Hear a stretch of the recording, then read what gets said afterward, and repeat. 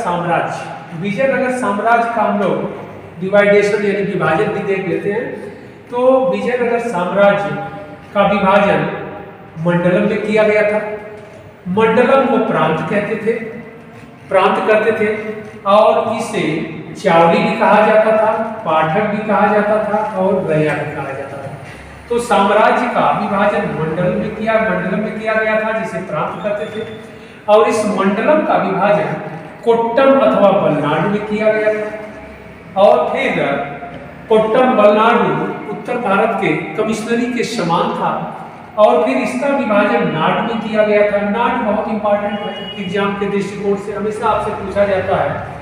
इसे नाडु को जिला कहते हैं, तो जिला में विभाजन था। इसके बाद नाडु का विभाजन मेल ग्राम में था। मेल ग्राम का मतलब ग्रामों का समूह कहते हैं, जैसे आप कहते हैं ब्लॉक अथवा परगना अथवा तहसील, ऐसे समझ लीजिए। तो मेल ग्राम के रूप में वो था। इसमें कम से कम 50 ग्राम होते थे। और मेल ग्राम का विभाजन उर में किया गया था। उर से तात्पर्य है विलेज अथवा ग्राम। यानी आप यह कह सकते हैं कि विजयनगर साम्राज्य में जो प्रशासन की सबसे छोटी इकाई थी उसे उर कहते थे, और जो साम्राज्य की सबसे बड़ी जो यूनिट थी वह तो साम्राज्य हो गया। और इस प्रकार साम्राज्य का विभाजन कितने स्टेप में हम देखते हैं? मंडलम, कोट्टम या बलनाडु, नाडु, मेलग्राम और उर में। तो यह वहां की प्रशासनिक व्यवस्था थी। और